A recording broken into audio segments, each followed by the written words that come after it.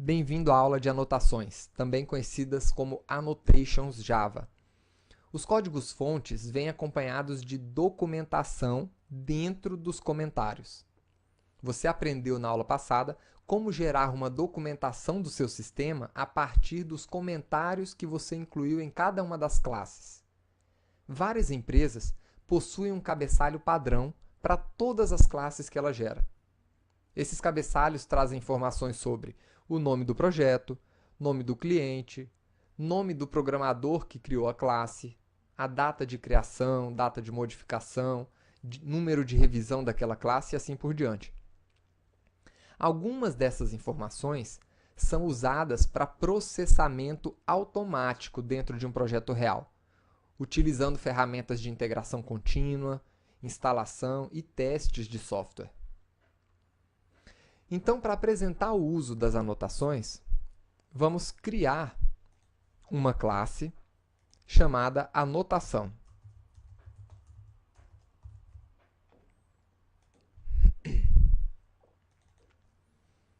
E vamos colocar nessa classe um cabeçalho padrão típico de empresas. Então, por exemplo, em geral é colocado a instituição que está sendo atendida,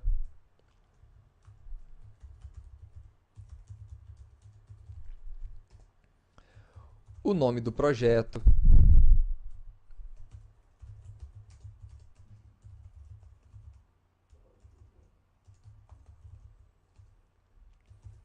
a data de criação,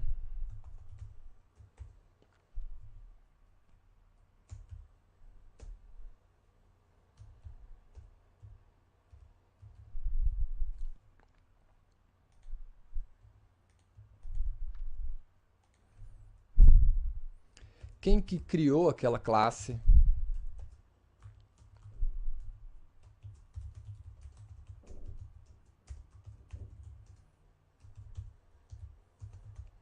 e o número de revisões já feitas. Pronto, esse é um exemplo típico de cabeçalho de classes. Agora, como você pode ver, esse aqui é um modelo tradicional de documentação, né? Se a gente colocar aqui ainda mais um asterisco, vamos ter um comentário de documentação. O problema é que esse tipo de comentário ele gera uma série de dificuldades para ferramentas de processamento automático. Uma maneira mais inteligente de documentar dados que serão processados automaticamente é usando anotações. Tá? As anotações elas apresentam a informação de uma forma padronizada e estruturada, que é mais acessível ao processamento automático por ferramentas.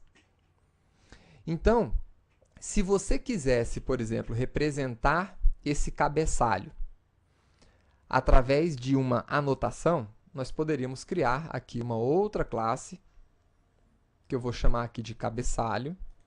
Na verdade, não é uma classe, é uma anotação. Então, você vem aqui na opção Annotation e vamos informar o nome aqui, cabeçalho.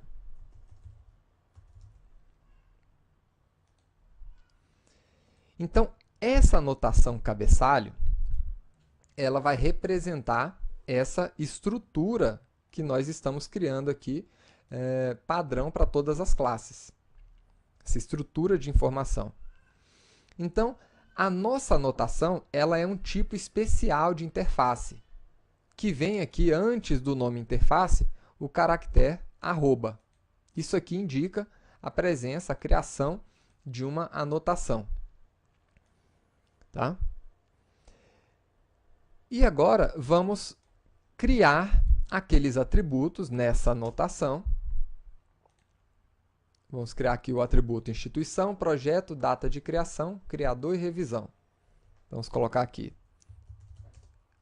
o primeiro, instituição.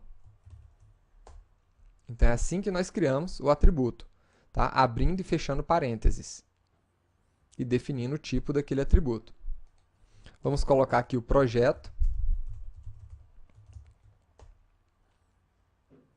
Vamos colocar a data de criação. E aqui temos um detalhe importante. Dentro de uma anotação, nós não podemos utilizar tipos que não sejam primitivos de dados. Então, uma string é considerada aqui um tipo primitivo, então você pode utilizar, mas você não poderia utilizar um objeto date, por exemplo. Vamos colocar aqui o criador também.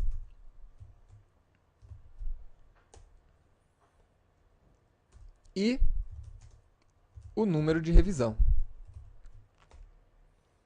Agora, uma coisa interessante. Em geral, a revisão, né, pode começar sempre com o número 1. Então, você poderia definir um valor default, um valor padrão de inicialização daquele atributo.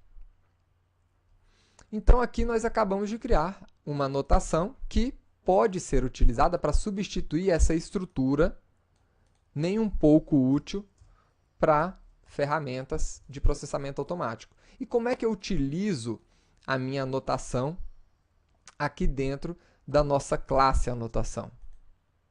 Simples. A nossa anotação, ela vai ser chamada com o caractere arroba, nome da anotação, que no nosso caso é cabeçalho. E aqui dentro, nós vamos informar os valores de cada um daqueles atributos. Então, eu vou colocar aqui o valor da instituição, que é igual a Universidade XTI. Utilizando vírgula, eu inicializo os outros atributos. Então, projeto, data de criação,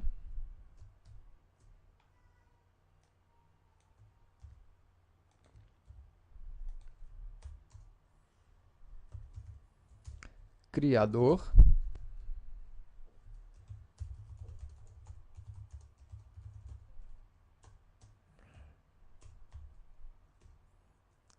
e a revisão de número 2.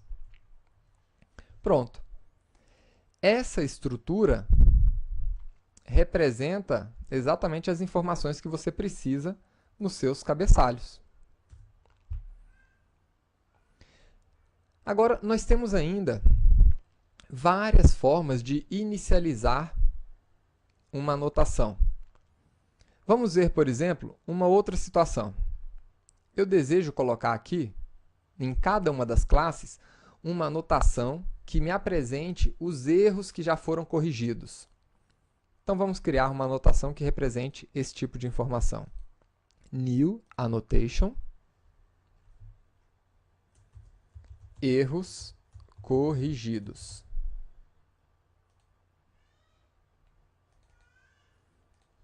O que é que eu preciso de informação nos meus erros corrigidos? Simplesmente um conjunto dos erros. Lembre-se que você não pode utilizar tipos que não sejam primitivos. Então, nada de array list aqui. Tá? Vamos utilizar um array de strings. Agora, nós podemos demonstrar os vários tipos de inicialização possíveis. Tá? Então, por exemplo, como é que eu inicializaria essa anotação aqui? Arroba erros corrigidos. Perfeito. Agora, aqui dentro, nós vamos ter erros corrigidos. Perfeito. Agora, aqui dentro, nós vamos ter que inicializar o nosso atributo de erros. E como ele é um array de strings, então eu posso criar aqui um array dessas strings. Então, eu tenho o erro 0001 e o erro 0002. Essa é uma maneira. Agora, se o seu array possuir apenas um elemento, então você pode usar um atalho. Você poderia suprimir aqui essas chaves e colocar apenas dessa maneira, sem nenhum problema. Tá? Agora, imagine que a sua anotação tenha apenas um campo. Então, ela tem o campo erros aqui. Você pode transformar esse campo erros em um campo value, por exemplo. Se você fizer isso, então você não precisa nem colocar o nome do campo. Você poderia colocar direto dessa forma aqui. Então, aqui nós temos várias maneiras de inicializar a nossa anotação, né? Inclusive se ela tiver um objeto do tipo array ali dentro. Agora, você ainda pode restringir a aplicação de uma anotação em alguns tipos de elementos específicos. Tá? Então, por exemplo, essa anotação de cabeçalho, deixa eu voltar aqui para o original, isso. Essa anotação de cabeçalho, ela deve ser aplicada apenas a classes. Agora, essa anotação de erros, ela pode ser aplicada a classes e a métodos, por exemplo. Então, eu quero restringir o uso desse tipo de anotação somente para classes. Como é que a gente faz? Então, lá na nossa anotação, cabeçalho, eu posso definir aqui em cima uma outra anotação, target, informando que o único elemento que pode receber essa anotação de cabeçalho é o elemento type, tá? Que faz referência a uma classe. Aí está. Agora, a nossa anotação erros corrigidos, ela pode ser aplicada tanto a classes como a métodos. Então, vamos colocar aqui element type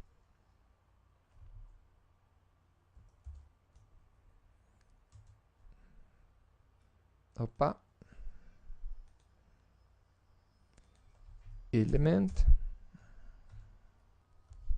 Faltou definir aqui o array. Um array de elementos. Element type method, de método. Aí está. Então, agora, essa nossa anotação vai ser aplicada a esses dois tipos de elementos. Aí você poderia colocar quantos outros elementos você quisesse aqui. Perfeito. Existem ainda, né, outras anotações que você poderia utilizar dentro de uma annotation. Você poderia, por exemplo, indicar que a sua anotação precisa ser documentada, tá? Pelo Javadoc. Ou seja, quando você estiver gerando a documentação do seu sistema, você quer que essa annotation apareça na documentação. Tá? Então, você utiliza essa anotação documented. Tá? Agora, vamos ver algumas anotações específicas da linguagem Java. Para isso, eu vou construir aqui alguns métodos. Você já sabe como construir a sua própria anotação. Agora, imagine que você construiu aqui um método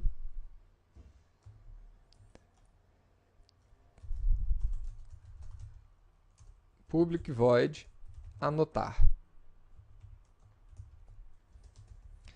E esse método, ele não deve mais ser utilizado. Tá? Esse método, ele vai ser depreciado. Nas próximas versões do seu programa, você provavelmente vai eliminar esse método, né, do seu sistema. Então, você pode utilizar a anotação deprecated. Tá? Essa anotação vai indicar para as pessoas que estão utilizando essa sua classe, que provavelmente no futuro esse método irá aparecer, tanto que ele aparece aqui riscado para a gente. Uma outra anotação que a gente costuma ver muito nos programas é a anotação override. Então, por exemplo, nós temos em toda classe, ela estende a classe object. Logo, nós temos também a possibilidade de sobrescrever os métodos da classe object. Então, eu quero, por exemplo, sobrescrever o método toString. Quando você sobrescreve um método de uma classe Py, né, você, em geral, utiliza a anotação override, que informa exatamente isso, né, que você sobrescreveu um dos métodos da classe Py dessa sua classe. E existe ainda uma outra anotação que apareceu muito no nosso sistema, né, que é a anotação suppress warnings. Então, por exemplo, imagine que eu vá transformar essa nossa classe em um objeto serializável. Então, vou implementar serializable. Agora, a implementação dessa interface serializable exige que a gente adicione um número serial a essa classe. Mas eu não quero adicionar esse número serial. Eu quero que seja ignorada, né, que seja ignorado esse número serial nessa classe. Ignorado por quem? Pelo compilador. Porque se eu não colocar isso aqui, ele vai me informar um erro. Então, eu posso colocar aqui suppress warnings. E aqui eu vou suprimir, né, o erro serial que eu estou recebendo aqui nessa classe. Você poderia sobrescrever vários outros tipos de erros que costumam acontecer dentro das classes, tá? Em geral, a sua ideia Eclipse vai sugerir para você, nessas situações, né, que você adicione aqui um suppress warnings. Então, está. Adicionou suppress warnings para a gente. Aonde mais você poderia suprimir um tipo de erro? Por exemplo, se eu criar aqui uma variável privada e não utilizar ela em nenhum lugar da minha classe. Então, isso aqui gera um erro, né, falando que essa variável não está sendo utilizada, e a gente poderia também, né, adicionar um suppress warning para informar que que a gente sabe que essa variável não está sendo utilizada. Eu posso colocar isso tanto na minha variável direto, né, como poderia colocar, inclusive, ali na classe. Tá? Então, a gente poderia ver aqui o uso disso, inclusive nos métodos também. Então, está aqui. Você pode utilizar dessas várias maneiras.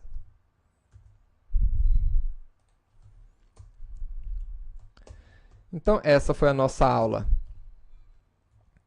de anotações. Você viu como construir a sua própria anotação e como utilizar as anotações Java padrão.